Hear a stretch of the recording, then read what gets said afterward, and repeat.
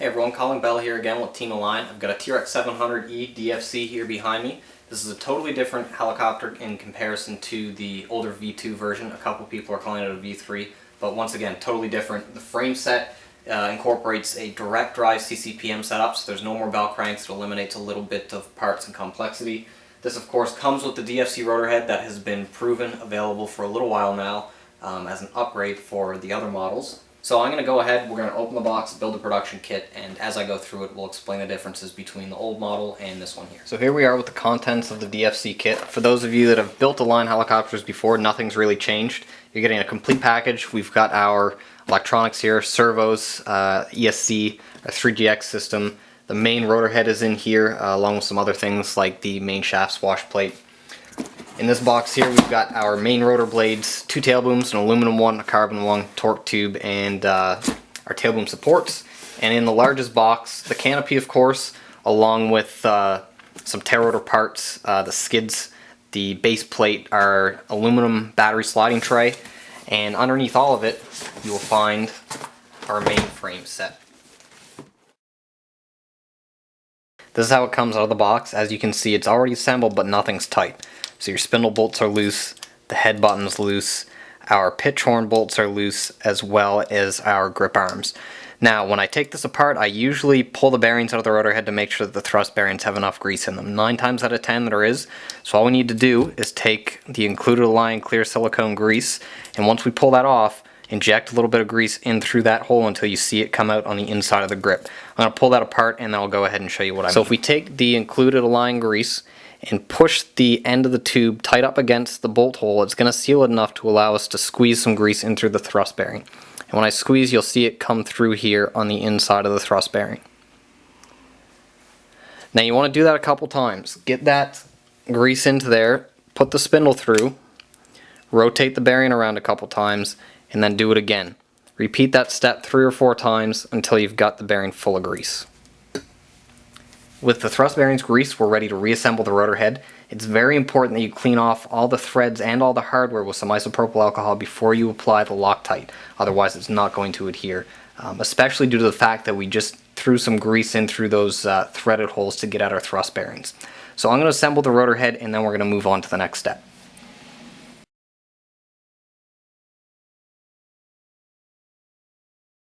Here's our assembled swash plate right out of the box. Just like we did with the rotor head, we need to disassemble everything, which just consists of the swash plate control balls, apply some Loctite, and then put it all back together.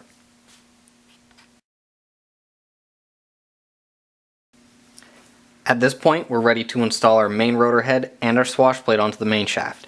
We need to install the swash plate first because this lip is going to prevent it from going up from the bottom if you forget to do so and have the rotor head already on the main shaft. So our swash plate first, followed by the main rotor head, and then of course the mounting hardware that you see right up here.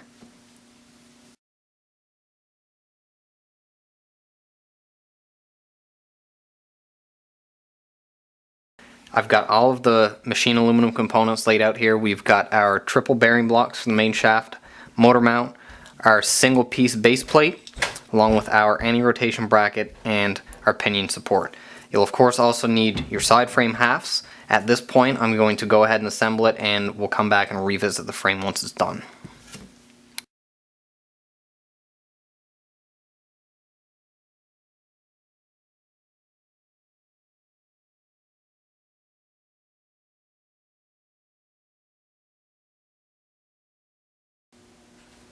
I've got the servos mounted into the frame here, which attach to our top bearing block and middle bearing block, so there's no additional hardware or mounting tabs that need to go on. It's very simple, like I say, just the top and the mid bearing block with a couple screws. Next we can mount the motor. First you need to decide where you're going to mount your speed control, either here in the back or up forward here in between the frames. On my previous model I mounted it in between the frames. I think it just makes for a nicer, easier look, and that way you don't have to run your wires from your speed control out along the frame visible to everyone. So we can look down here at our motor and you'll see that the mount has 4 mounting holes, the motor has 4 mounting holes. This gives you the ability to rotate the motor around the mount so that you can have your wires pointing the proper way for your speed control mounting position. Like I say, I have mine mounted up front, so I need to mount my motor so that these wires are pointing forward. If you're going to mount it in the back, obviously you want the motor wires pointing aft. So grab the motor mount, have a look at your motor, hold it up, and make sure that you're going to be in the correct position once you've got this mount installed into the helicopter. Once you verify that, you can bolt your motor up to your motor mount and then throw that into the frames. Once that's done, we'll move on to the next step.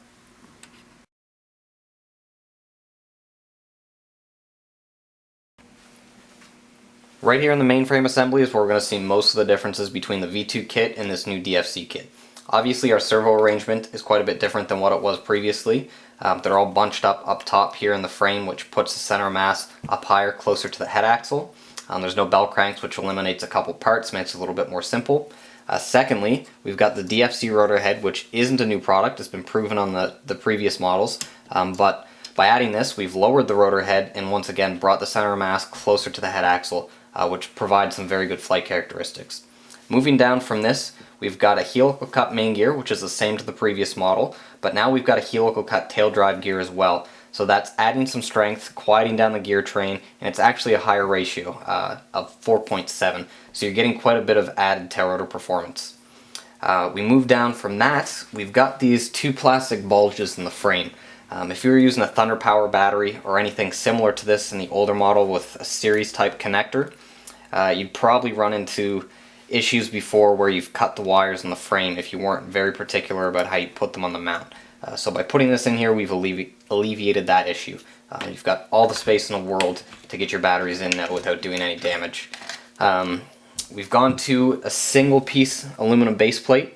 The previous model, the V2, had a carbon base plate with 6 90-degree aluminum mounting brackets to hold it all together. So once again, just eliminating parts, making the model more simple, easier for you to build. We've got a third bearing block here. It definitely adds some rigidity to the frame and some more support to the main gear, the tail drive gear, so nothing in here is going to flex or twist. I didn't have any issues with the previous model, but no doubt this is a stronger setup.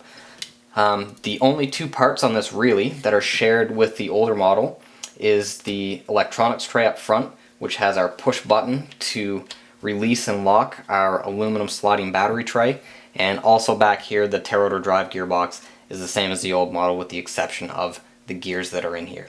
The tail rotor, the rear tail rotor case and pitch slider is a little bit different, but we'll get into that when I go to build that part of the helicopter.